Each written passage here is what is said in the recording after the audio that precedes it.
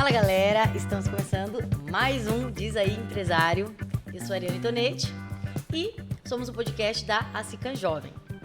Hoje estou solita, porque a minha parceira Karina está em uma trip. E temos aqui nosso entrevistado do dia. Antes de eu chamar ele, rufem os tambores, eu vou falar um pouco da experiência dele antes de eu falar quem é ele. Talvez a gente fique 30 minutos só escutando sobre todas as pautas e especializações que ele tem, mas vamos lá. Primeiramente, ele é formado em administração de empresas, especializado em gestão de pessoas e inteligência competitiva e também especialista em micro e pequenas empresas. Ele também é mestre em administração na linha de empreendedorismo, inovação e mercado. E já foi professor de graduação e pós-graduação há mais ou menos 13, 14 anos no curso de administração e gestão. Atualmente, membro do CODECAM, nas câmeras temáticas de indústria, tecnologia e inovação, comércio e serviços e de atração de investimentos. Ele também faz parte do conselho e membro do Conselho de Orientação Estratégica da CODECAM e atual diretor de Inovação e Desenvolvimento Econômico do município de Campo Mourão. Seja muito bem-vindo, Rosinaldo! Agora as palmas. Obrigado, Ariane. Galera, é realmente um prazer estar aqui, um privilégio, né, ser convidado para esse bate-papo. E a gente está muito feliz. Inclusive, galera, hoje é aniversário da nossa super técnica Diana. E juntamente, normalmente a gente tem nossos patrocínios em cada podcast, bolo, cupcake, algo mais doce. Hoje o mel foi diferente. Olha aí, ó. Hoje o mel. É que o Rosi ia vir, gente. Aí o Bar do Giroldo, a gente pagou, mas patrocinou, entendeu? Já fica aí o próximo patrocínio, a gente vai falar com vocês, beleza? E, Rose, vamos lá, a gente quer conhecer você. Nosso bate-papo é bem leve, bem igual aquela vez a gente conversou no Akira, um bate-papo de boteco, literalmente, com amendoim no copo, porque a gente é roots, a gente é das antigas. Fala pra mim, você sempre foi de Campo Mourão, sempre quis morar em Campo Mourão? Conta um pouco da sua história pra galera e pra mim. Vamos lá, eu nasci em Campo Mourão, então toda a minha história praticamente foi aqui, né? Comecei a estudar um pouco tarde, eu comecei a fazer a graduação, eu já tinha mais de 20 anos, tinha 23 anos quando eu iniciei minha graduação. Então, até recomeço dizendo o quanto que a graduação muda a vida das pessoas em todos os sentidos, né? Na questão social, na questão profissional, em todos os âmbitos. Eu acho que todo mundo tinha que passar por essa experiência, tá? Quando eu tinha uns 20 anos, eu saí de Campo Mourão um pouquinho, fui para São Paulo. E aí tem até uma história legal, Ari. Adoro, conta.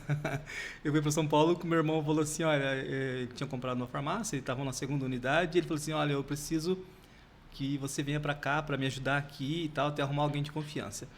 E, fica aqui 1 mês, 2 meses, eu arrumo alguém e depois você volta. Esse 1 mês durou 3 anos. Lá em São Paulo, capital. Lá em São Paulo, capital. Então eu fiquei um período lá, aprendi um pouco sobre farmácia, aí gerenciei a farmácia por um período. E você vê que interessante. Naquele período, uma história engraçada. Vamos começar com uma história engraçada? Eu adoro. Quebra o gelo. Naquele período eu falei assim, olha, você precisa aprender da injeção também, né? Porque você vai ficar só atendendo e gerenciando, de repente eu saio uma hora, né? Eu não estou aqui. E eu fui fazer o curso de aplicador de injeção. Hoje não pode mais, acho que hoje é só farmacêutico profissional que aprende. Mas naquela época podia aplicador. Eu fui lá na capital, fiz um curso e lá na capital tudo certo, né? Aprendia na laranja, aprendia nos amigos um no outro, voltei profissional. Aí chegou o belíssimo dia, primeiro dia, e ele saiu e aí chegou um cliente e falou assim, olha, eu preciso tomar uma injeção de vitamina aqui, não sei o quê. Eu fui lá, montei tudo e aí eu vi que eu comecei a tremer. Eu falei, isso não vai dar certo. Chamei ele pra salinha e falei, vou tentar. Cara... Quando eu cheguei a pegar, a mão tremia tanto. O cara levantou e foi embora. Ah, não! Eu não acredito! Eu desisti da profissão. Talvez não era a sua área. Não era pra mim. Aí eu falei assim, não. A área da saúde rolou. Deixa quieto, né? Tipo, não é legal. E aí eu voltei para Campo Mourão.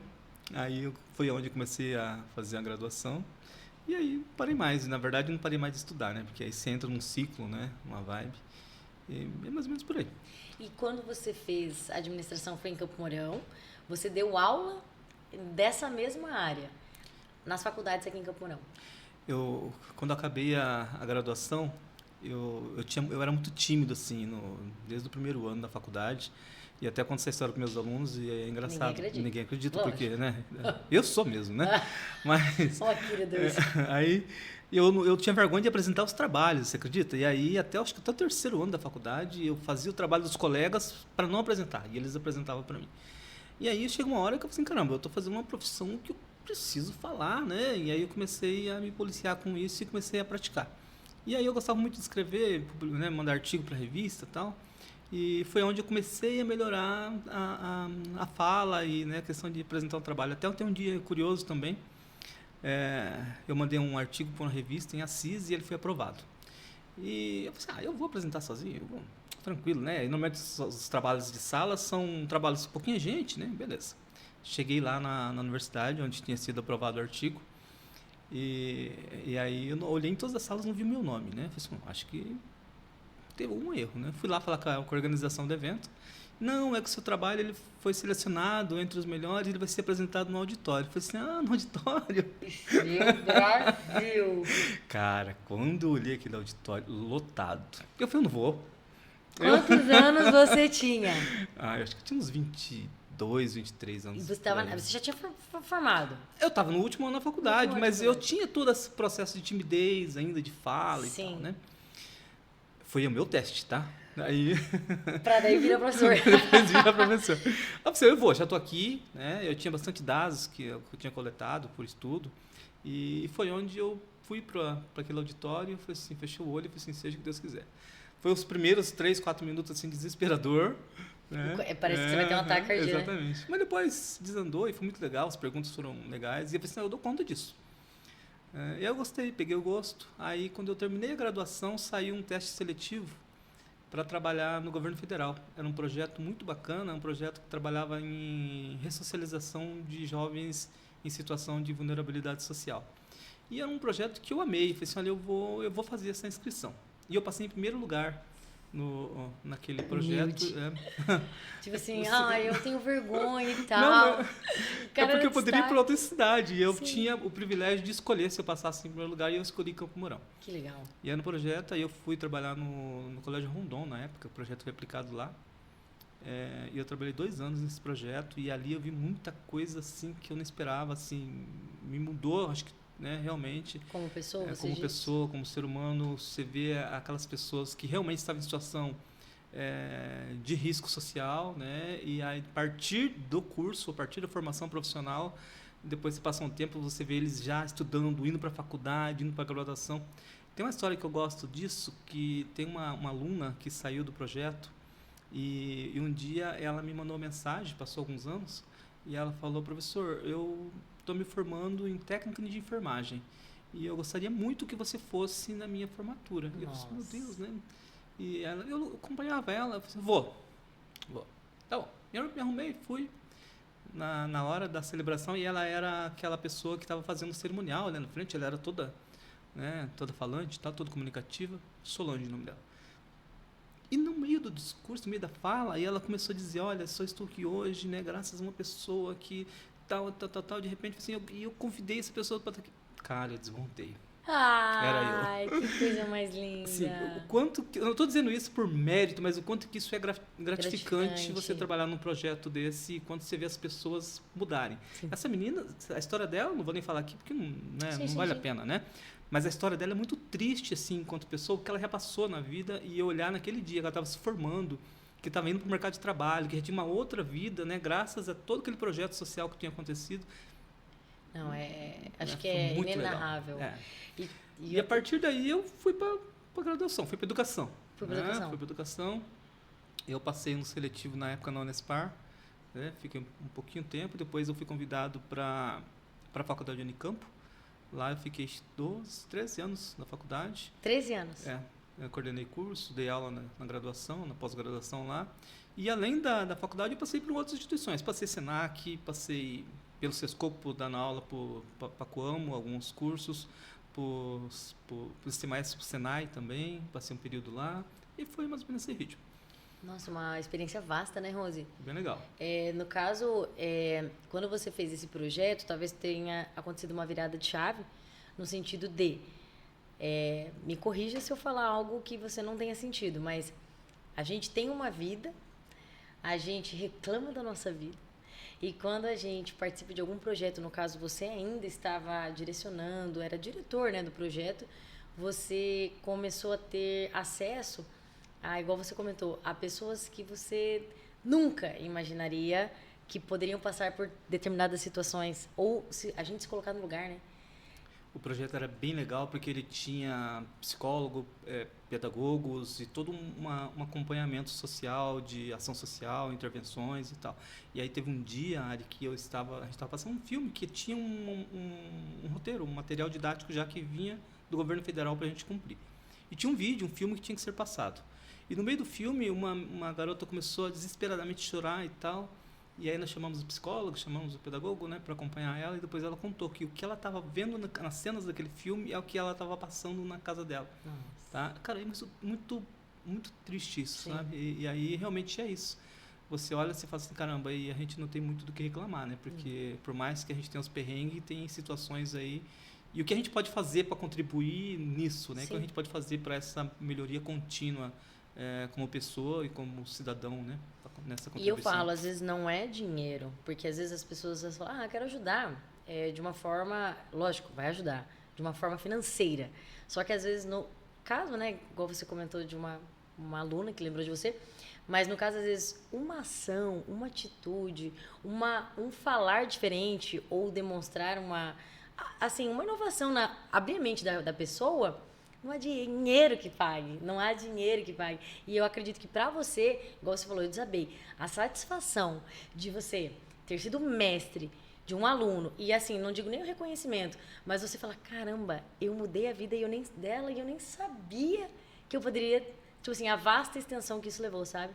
Então, é lindo isso. Quanto que impacta, né, na vida da pessoa, Exato. na sociedade. Tem um estudo que diz que cada pessoa que se forma com graduação impacta a vida de mais 5. Então, se imagina, quanto mais pessoas tiver acesso à educação, o quanto que o país não melhora, né? O nosso país ainda tem muito a melhorar na questão da educação. Então, esses impactos que a gente vai trabalhando aos pouquinhos. Sim. Porque hoje, daquele projeto, eu já vejo alunos da graduação. Já fui professor de alunos da graduação que saíram desse projeto. Que legal. E agora, você imagina quantos outros projetos tem no país acontecendo, né? Que a gente não se dá conta. Né? Ou quantos ainda poderia ter se a gente conseguisse juntar forças aí, unir para que as coisas acontecessem, né? Nossa, concordo plenamente. A gente estava falando de educação, lógico que a gente não pode comparar o Brasil com a Europa da vida, mas algo assim, um dado muito pequeno, mas que para nós é gigante. Lá, as crianças, elas, na escola mesmo, elas aprendem a falar. Vou dar um exemplo, sei lá, da França. Eles já aprendem a falar o francês, o inglês, o holandês. Aí eles escolhem se eles querem aprender o espanhol. Então, assim, é muito legal difundir mesmo a cultura dentro de um continente, né? Dentro de um país. E aqui no Brasil ainda a gente está um pouquinho mais devagar. Só que eu percebo que a gente está caminhando, sabe? Antigamente as pessoas... A gente fala antigamente, parece que eu sou uma senhora. Mas, assim, na minha época... Tô com 33 anos, então eu sou de 91. Eu percebo que na escola a gente já tinha as aulas de inglês, a gente já tinha, culturas diferentes, só que a gente não valorizava. Quando que a gente valorizava? Pagando curso extra, pagando curso fora. Diferente, por isso que eu falo, a gente não pode comparar o Brasil com um país, ou países que são totalmente acima na questão de estudo, né? Mas eu acredito que, igual você falou, a gente fazendo a nossa parte, instruindo a educação, a sua fala foi perfeita, é mais ou menos aquilo, né? A gente é a média das 5 pessoas que a gente anda. E provavelmente é o que você falou, uma pessoa formada hoje na graduação, ela vai influenciar outras 5. Agora a pergunta muitos empresários não levam a sério essa questão de ter uma graduação, de ter um estudo. Eu queria saber a sua opinião, porque eu vejo na mídia mesmo, muitos empresários que eu falo... nível, Thiago Nigro, Jota, eles são conhecidos, né? Tô falando, na mídia já mais conhecida. Nível eles, não digo eles, mas eles falam que às vezes a pessoa não precisa fazer uma graduação, às vezes ela não precisa ter um estudo superior para abrir uma grande empresa e ser um milionário ou ser uma pessoa de sucesso. Qual que é a sua opinião? falando sobre esse assunto. O que você acha sobre? Existe sorte, existe dom, habilidades que nem todos têm, uma habilidade de comunicação, de fazer negócios, são habilidades empreendedoras, que são características que se desenvolve, mas nem todos têm. E existe o estudo, existe a prática. E eu acredito muito na educação e eu acredito que o curso superior faz uma diferença incrível. E aí não só para negócios, como pessoa. Uma pessoa que tem uma formação acadêmica e ela não está ali só para fazer aquela formação principal focada naquilo. Você tem outras disciplinas que você consegue discutir coisas diferentes, que te abre a mente, que você consegue fazer uma discussão não tão rasa, mas você consegue discutir de uma forma mais técnica para outras pessoas num grupo. Imagina você estar num grupo de discutindo e você está perdido no assunto. É chato, né? Mas não, a graduação ela te proporciona isso também, né? E nos negócios, pode ser que você comece num negócio sem ter graduação e vá muito bem, como tem vários exemplos. Isso é natural, né? Mas não é parâmetro. Né? O bom parâmetro é aquele que você olha uma oportunidade de negócio a partir do que você estudou, a partir do que você viu, né? Então, ou seja, e a graduação te permite isso, independente da área de formação. Pode ser um engenheiro, pode ser um arquiteto, pode ser um advogado, pode ser um médico, né? Mas eu tenho as características e habilidades de um negócio a partir daquilo que eu estudei para fazer. Né? Então não adianta eu dizer que eu não preciso estudar, eu já vi algumas coisas também, isso. Bobagem, estude. Boa, adorei. Uma coisa que você estava comentando sobre quando você foi para São Paulo, que o seu artigo foi publicado e você teve que falar na frente de um público maior que você imaginava. Tem um caso de sucesso, que você teve um artigo também que foi bem reconhecido. Conta para nós um pouquinho dessa história, para a galera entender o que é esse artigo, do que ele fala e para onde ele foi. Isso é legal e refere-se inclusive ao que a gente estava falando agora sobre estudar e sobre como que isso muda, e agora falando no mundo dos negócios, né? Eu tive um estudo que ele saiu da minha dissertação. E o meu orientador é um cara que produz demais. Inclusive agora saiu um ranking nacional e a UEM, ela foi muito bem projetada, né, no país, e ele, o professor Walter, Dr. Walter, que foi meu orientador, está entre os autores que mais produzem no país hoje. Então é um orgulho de ser orientando dele. E estiver ouvindo, professor Walter? Tá não, a gente vai mandar para ele. Eu vou encontrar ele no Instagram, vou mandar. E na minha dissertação, a gente chegou produzir um artigo, e eu não sei como que está o nosso tempo, mas eu quero contar um pouquinho do que a gente estudou na dissertação. Uhum. A dissertação ele trata um pouquinho de ambidestria. Ambidestria são pessoas que têm capacidade de fazer coisas distintas ao mesmo tempo. Tá? E aí é uma teoria da psicologia, uma teoria comportamental. Rings, que é o autor principal, ele trata que as pessoas são autorreguladas. Então, são dois focos que a pessoa pode ter. E aí a pessoa pode ser um foco na prevenção, ser uma pessoa totalmente preventiva, ou uma pessoa promoção. E aí, dentro dessa autorregulação, ela orienta qual foco ela vai ter na hora de ela desenvolver alguma atividade. Eu vou colocar um exemplo aqui na campanha de marketing, por exemplo. Você pode ver uma propaganda, um anúncio que sai assim: coma uva, porque a uva faz muito bem para a saúde. É uma chamada de prevenção à saúde, percebe? Percebo. Se você olhasse uma mesma propaganda com um canal diferente, tipo assim, você quer ter uma vida mais saudável, mais equilibrada, coma a uva que vem de tal empresa do sul. Opa, não mudou o foco? Então você está saindo de algo que está saindo do informativo, que é prevenção, e para ir num foco que é totalmente promocional para aquilo que a pessoa está doendo. Uhum. A estratégia é diferente. Uhum. E nós, como comportamentos, nós temos exatamente essas duas diferenças. A pessoa ela pode ser voltada para duas orientações de foco, então, preventiva, né, o intuitivo ou racional, que a gente chama. Tá? Então, nesse estudo, a gente fez um teste em gerentes de instituições financeiras. Então, você pega um foco de orientação desse, e aí vamos pegar lá no estudo prático meu já. Então, colocamos que o gerente de banco ele está fazendo financiamento de um veículo para um cliente. Tudo bem, então ele está fazendo... E na cabeça dele está passando assim: eu podia oferecer um seguro para ele, podia oferecer um consórcio para ele. Mas se eu oferecer, o que vai acontecer? Ele pode ser que não compre, porque o valor da parcela vai ficar muito... Tudo isso está passando na cabeça dele. Então, eu não vou oferecer. Essa é uma pessoa preventiva. Ele não tem habilidade de vendas, um comportamento de vendas tão forte. Diferente do foco oposto. né? Sendo uma pessoa mais proativa. A pessoa já poderia automaticamente pensar, você que está fazendo um financiamento, vamos incluir aqui para ser um seguro do seu carro, que tal se você fizesse aqui uma garantia diferente? Percebe? Né? Isso ele está orientado para cross-selling, ou seja, pessoas que têm a habilidade de vender algo que ele não estava, a pessoa não veio para comprar, mas que pela necessidade ele viu e conseguiu inserir isso, né? Muito exemplo clássico, isso vai no mercado. Você vai na padaria e a pessoa olha para você e diz, olha, acabou, você vai comprar pão, né? E a pessoa te diz, olha, você não quer aproveitar e levar um pão de queijo? Está quentinho, olha, saiu um bolo aqui. Olha, não quer aproveitar e levar o queijo, o presunto? Você olha, te dá vontade, porque a pessoa está te oferecendo algo que você não foi, e você sai de lá feliz. Né? Não é que você está empurrando, mas você tem habilidades comportamentais aqui. Bom, dito tudo isso, né, é mais ou menos nessa linha de atuação. E esse estudo, aí teve uma modificação das teorias, claro, né, foi aplicado de uma forma diferente. Nós criamos um artigo e esse foi mandado para os Estados Unidos, né, para uma revista americana, um evento que tem lá de marketing americano, da Ama Summer. E nós fomos premiados nosso estudo lá e a gente teve uma menção honrosa, né, pelo estudo que foi. Então, assim, foi gratificante.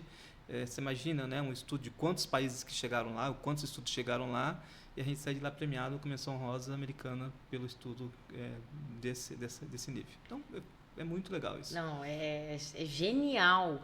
É mais ou menos assim, quem diria que uma pessoa do interior teria a capacidade de montar algo lógico, né? Igual você comentou sobre o seu orientador, né? Tem também fantástico, te orientou conforme conseguiu. Mas é assim, é muito isso, Rosinaldo. Eu percebo quando a gente televenda, por exemplo, Vivo, quer aproveitar o pacote da internet, não sei o que, ou então você está na farmácia, falando de farmácia, olha, 3 Pampers, sai esse valor, né? Tipo assim, e é muito engraçado, porque as pessoas acham que o seu artigo é focado só para tal área. E não. Eu acredito que ele encaixa em todas as áreas. Esse experimento foi feito em bancos, instituições financeiras. Ele pode ser aplicado em qualquer segmento, em qualquer tamanho, em qualquer porte de empresa. Para que ele serve essa hipótese? São hipóteses, são teorias aplicáveis, né? São escalas já validadas de outros estudos. Significa que eu posso... se eu souber, eu aplico um questionário, uma forma na hora de eu contratar e eu sei o perfil que eu quero. Porque eu posso contratar aquela pessoa que ela é segura. Sim. Aquela pessoa segura, ela tem um perfil de cargo para ela, que ela é totalmente segura, ela não vai arriscar, né? Você imagina uma pessoa que ela precisa estar na controladoria, por exemplo, uma pessoa que tem que estar trabalhando com dados, com segurança, ela não vai ficar se arriscando com nada. Então, é preciso desse perfil também.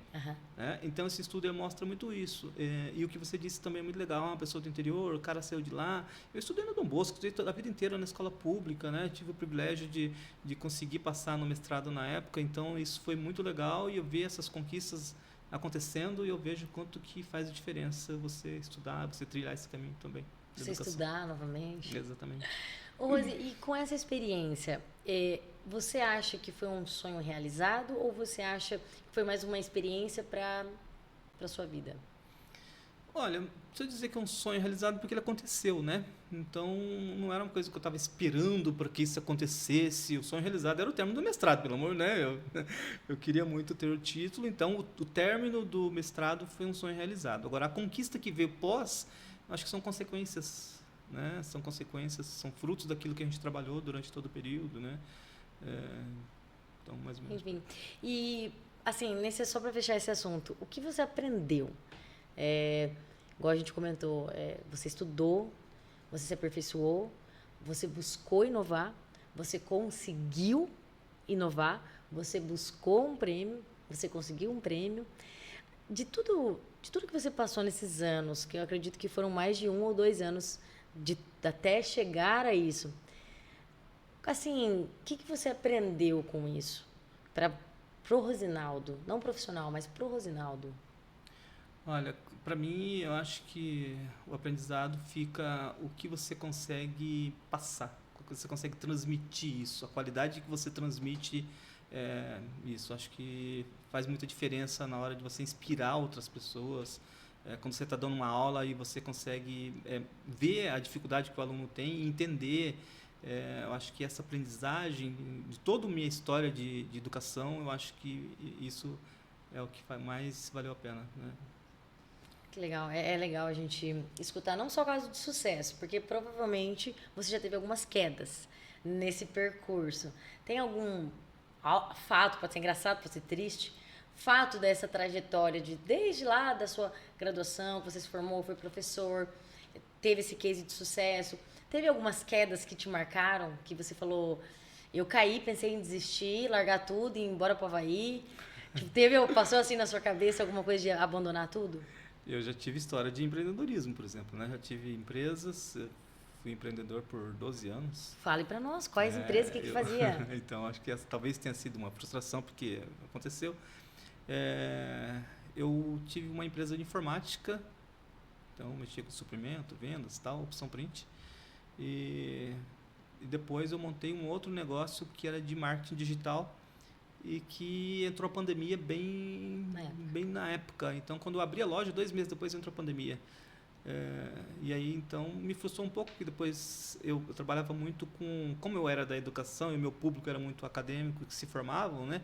E eu vendia muito produtos para os alunos que se formavam, para fazer festas e tal, né? E depois todas as formaturas se encerraram, então não tinha mais cliente de um dia para o outro.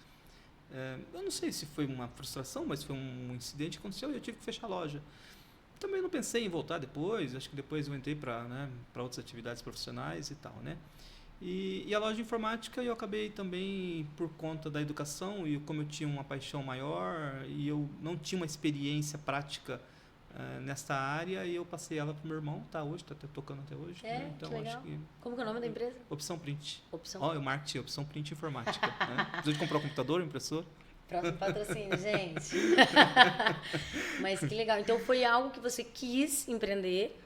Até o momento tava caminhando, tava dando certo. Foi muito legal, acho que por quase um ano. Depois aí eu trabalhava na informalidade. Depois, quando eu montei a loja física, ficou linda, a loja grande. E aí depois, em seguida, eu fechei. A pandemia, a gente sempre nos nossos podcasts, a gente sempre fala um pouco dela. Porque ela foi divisor de águas para muita gente. E não sei se para você, na sua carreira, igual você comentou, né? Querendo ou não, no empreendedorismo, você fechou uma loja. Em contrapartida, pós-pandemia, você continuou como professor? Você estava na Codecan já?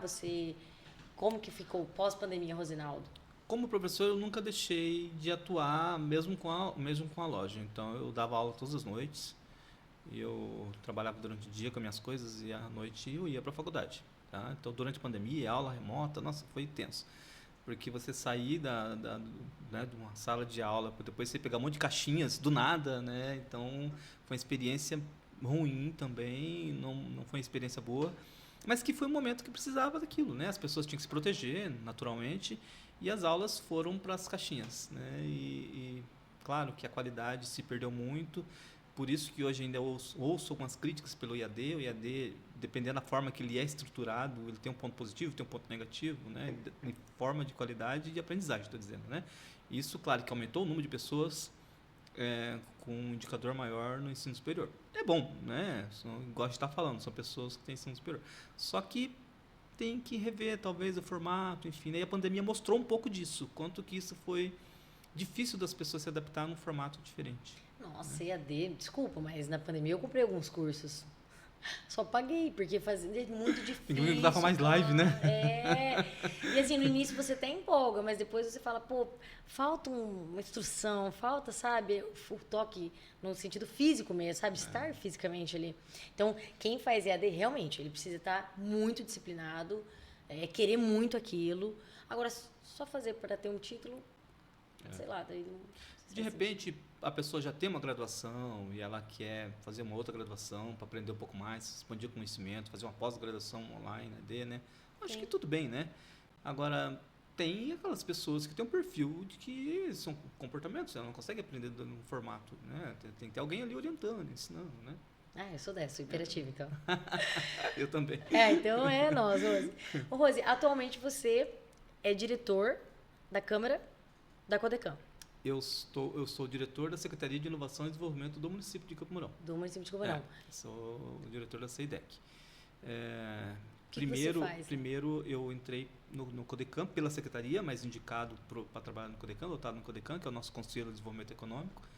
fui secretário executivo lá, desde a fundação do conselho, praticamente, né, 2017. E de lá, tive o convite pelo Akira, né, nosso secretário atual, ele estava sendo diretor, e ele me chamou, né, para mudar, então continuar na prefeitura, mas sair do Codecan, eu estava no Codecan emprestado, para trabalhar com ele lá na secretaria. E eu simplesmente adorei. Então hoje eu estou lá como diretor da secretaria. Que legal. E assim, conta um pouquinho o que você faz no seu dia a dia, que eu particularmente sou meio leiga quando a gente fala esse nome difícil, no sentido de diretor e tudo mais. A gente sabe que você atua e é muito influente aqui em Campo Mourão, por mais que você ache que não, mas é. Igual o Akira, aquele dia que a gente entrevistou ele, talvez ele ache que não, mas são pessoas que as pessoas olham como líderes, entende? Eu falo que Campo Mourão, ele já está numa época de pessoas jovens. Jovens que eu falo, é você, é o Akira. É pessoas que têm uma cabeça que pensa em inovar e crescer. E não digo só em tecnologia, é crescer assim, expandir a cidade de Campo Mourão para as pessoas quererem vir para cá. Porque assim, nosso turismo, a gente não tem aquele turismo das pessoas falando, nossa, vamos visitar o Parque do Lago, vamos sair da cidade para ir para cá, entendeu? É assim, a gente está inovando, nós estamos buscando sempre deixar uma cidade mais limpa, uma cidade mais bela, uma cidade para agregar e chamar mais a atenção da galera de fora. E não só nosso, querendo ou não, né? Todo mundo vai para Maringá, porque Maringá investe muito nisso, sabe? Então, acho muito legal. Dos últimos 5 anos, Campo Mourão está mostrando que está querendo expandir, está querendo ver gente visitando a nossa cidade. E, assim, falando, já dando esse link, atualmente, ao seu trabalho, você atua mais buscando inovação na cidade, tecnologia? Como que é o seu trabalho no dia a dia? Você vê, a gente fala muito hoje em cidade inteligente, a gente se inspira em cidade inteligente, participa de muitos eventos de cidade inteligente, né? E um pouco que a gente aprendeu sobre, eu falo a gente porque isso não é só eu, mas acho que todo mundo que participa desse movimento, né? Inclusive o Faco fala muito disso.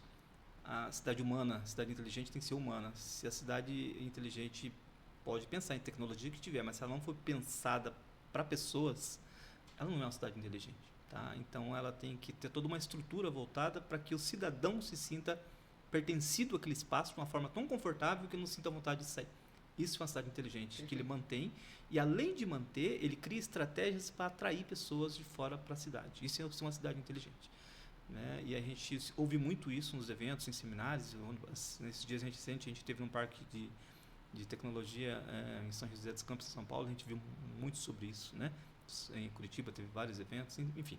Então, desde a época do conselho, o meu trabalho, participo, né, junto com todos, junto com o grupo, para tentar, o primeiro passo era tentar formar um ecossistema, ou seja, criar pessoas com sinergia para isso, unir as instituições, para que todas elas já estavam aqui antes, só que cada um fazia de uma forma isolada. Né? Então, qual que era o papel do conselho em si, enquanto eu estava no Codecan? Né? Fazer com que essas instituições trabalhassem no objetivo único, pensar as pessoas e pensar a cidade. Né? E aí, quando se começa a pensar que isso começa a acontecer, você começa a perceber que começa a dar resultado. Né? Aí você começa a unificar as instituições de ensino. Fala, olha, o que esse aluno está fazendo aí? Né? Qual que é o projeto do TCC dele? Será que não vira um negócio? Será que a solução que a empresa está precisando aqui em Campo Mourão não é um trabalho que esse aluno pode desenvolver enquanto acadêmico? Tá? E percebe como isso começou a gerar resultado. Então, o meu trabalho enquanto secretaria ou enquanto conselho na época, ele surge a partir disso. Né? Primeiro, tentar fazer esse processo de aglutinação, fazer esse processo de soma de esforços. Né? E depois, por outro lado, começar a ouvir as empresas. Né? Então, a gente recebe lá muitos empresários com muitas demandas diferentes, com muitos, né, precisando fazer a conexão com o mercado, preciso fazer, olha, eu tenho um negócio, para quem que eu vou vender? Né? E agora? Né? Então, o nosso papel ali, enquanto secretaria, né, enquanto falar o papel de diretor, é exatamente pensar que projeto que eu posso pensar para fazer, para que eu consiga trazer uma solução melhor para o empresário, para que eu consiga trazer um benefício diferente para quem está precisando começar um negócio, né? Quem que eu posso fazer para atrair pessoas aqui ou para que eu possa não tirá-las daqui, que também é um desafio, né? Perfeito. Então, eu trabalho mais ou menos nessa linha aí, Ari. Nossa, excelente. Né? De pensar que legal saber disso. De pensar a cidade. Porque quando a gente fala cidade inteligente, a gente só imagina assim, câmera para tudo quanto é lado. É só isso que vem na cabeça da galera. Tipo, tem câmera no parque, na avenida, em tudo. E não é isso, cara. É isso que você acabou de falar. Cidade inteligente é a gente pensar no cidadão que está ali para ele se sentir pertencente àquele ambiente. E lógico, né? Acho que sempre buscando inovar para essas melhorias. Então, muito e muito legal saber o seu papel aqui na cidade. Claro que tem que ter tecnologia, né? Exato. Né? Você tem uma câmera de segurança, vigilância, que substitui alguma ação preventiva, ou que te proporciona uma ação preventiva. Nossa, isso é excelente. Né? Você tem que ter um semáforo inteligente, você tem que ter vias diferentes, né?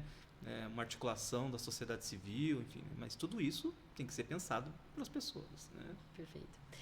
Rose, hoje, em Campo Mourão, se fosse para você mudar algo na cidade, tem algo que você fala assim, nossa, isso daí eu queria mudar muito. O que vem na sua cabeça quando a gente fala assim, mudanças em Campo Mourão? Pode ser em qualquer sentido, tá? Qualquer ramo. É tão desafiador essa pergunta. Essa pergunta Essa pergunta, ela é mesmo. É porque é tão amplo, né? Se a gente for pensar, vamos pensar em áreas, por exemplo, né? Se eu fosse pensar na educação, como que eu gostaria que fosse um pouco melhor, fosse trabalhado? A gente tem um IDEB que ainda precisa trabalhar, a gente tem, né, setores da sociedade que ainda precisa ser melhorado, a gente tem um trânsito que precisa ser melhorado, a gente tem um indicador de acidentes ainda elevado. Quanta coisa que a gente precisa ainda melhorar, né? Então, a gente tem prêmios aqui, prêmios ali da cidade, mas ainda tem áreas que precisa melhorar. Então, se for pensar em áreas, eu pensaria mais ou menos isso. Segurança pública, eu acho que precisa ser, né, ter estratégias melhor para a saúde, ainda a gente tem muito, né, profissionais para tentar trazer. E aí entra na discussão da cidade inteligente. Por que eu não tenho especialidades diferentes? Porque o profissional lá de uma especialidade X, ele tem a opção de escolha da cidade que ele quer ir, né? Então, por que ele quer vir para o Campo Mourão? Então, olha, o que a cidade proporciona para ele? Então, é nossa estratégia pensar isso. Olha, eu preciso construir uma cidade aqui onde o profissional tenha vontade de ficar aqui. Né? E aí você tem especialidade diferente, você tem áreas diferentes, né? Então, tudo isso é um conjunto de ações que vai pensando. Então, mas se fosse por áreas, talvez seria mais ou menos nesse sentido. Cara, enriquecedor esse podcast. Meu Deus. Mudando agora um pouquinho de assunto, a gente tem um quadro no nosso podcast que a gente chama de bate-bola, jogo rápido. Agora um pouquinho sobre o Rose pessoa, sem o profissional. Algumas perguntas que a gente faz. E se você lembrar, beleza, senão a gente pula e vai para outra. Tudo bem?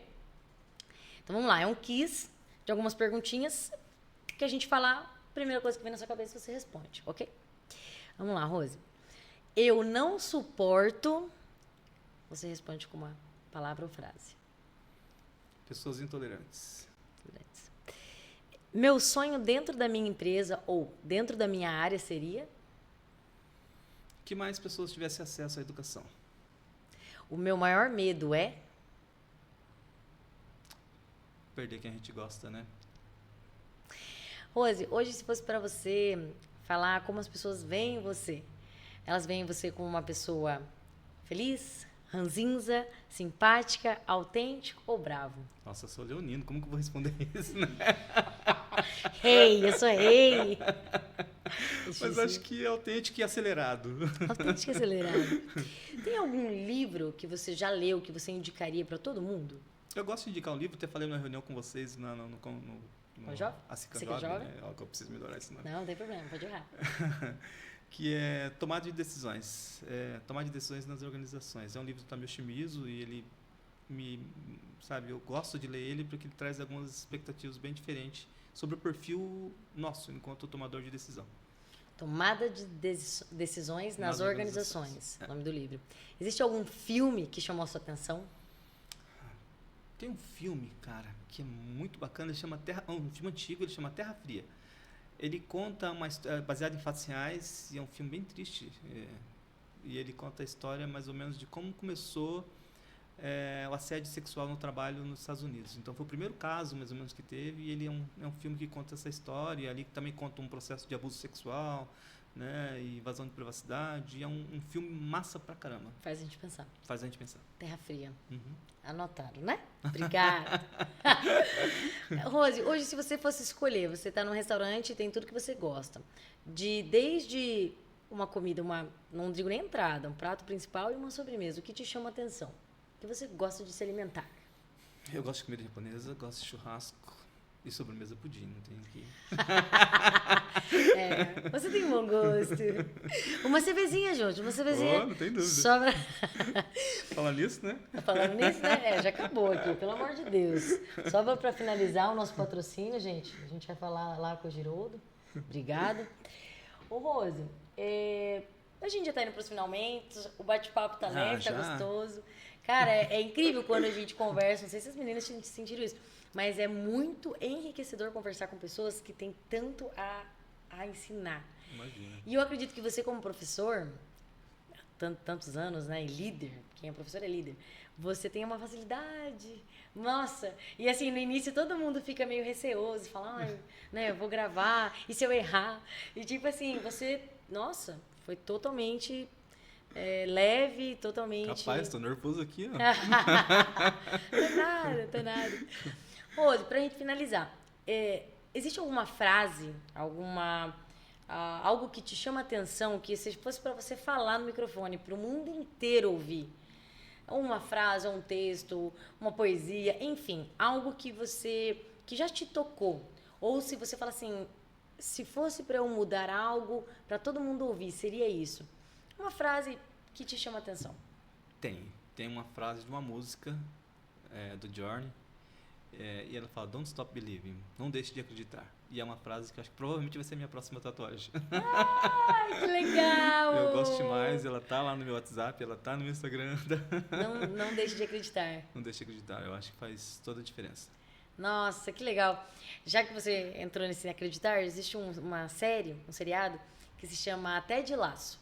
Ele é um seriado britânico e o filme, desde o início até o final, é exatamente assim, believe. Então, acredite. Então, eu não vou contar a história, né, gente? Vou dar spoiler. Mas, assim, pensa que você pega uma pessoa, sei lá, um time na série C e transforma na A, no sentido de acreditar nas pessoas, e não tecnicamente falando. Mas é fantástica essa frase. É muito legal, porque você tem os dois lados, né? Não deixe de acreditar em você mesmo e não deixe de acreditar naquilo, nas pessoas que estão ao seu, né? Que você está vivendo com você. Acho que se você não acreditar nas pessoas, nada muda, né? O mundo muda se você começa a acreditar nas pessoas. Você faz o seu melhor, né? Você fez a sua parte. Então, por isso que não deixe de acreditar. Ai, adorei! Ai, Rose, muito obrigado. Foi muito, muito legal hoje. Pena que a nossa outra entrevistada não estava aqui. Eu tenho certeza que ela ia acrescentar demais. E se você quiser deixar algum aviso, alguma frase, alguma coisa para finalizar, fica à vontade, que a gente já está indo para os nossos finalmente. Legal, galera. Só tenho realmente a agradecer. Eu acho que um bate-papo desse tem que trazer mais empresários, dar vida para isso aqui. Eu acho que todo mundo tinha que ouvir um pouquinho do que as dores do dia a dia, do empresariado mesmo, né? Eu acho que essa comunidade, gerando essa comunidade que vai aprendendo com as mesmas dores uns dos outros. Parabéns pela iniciativa. Ai, obrigado. Obrigado, Rose. Obrigado, meninas que estão aqui hoje. Aniversário da Diana. Meninas, parabéns. E ela está aqui trabalhando. Mas obrigado, Rose, por ter enriquecido o nosso podcast. E com certeza a galera vai escutar e eu vou achar o seu orientador e vou mandar para ele. Legal. É isso aí, galera. A gente se vê numa próxima. Valeu.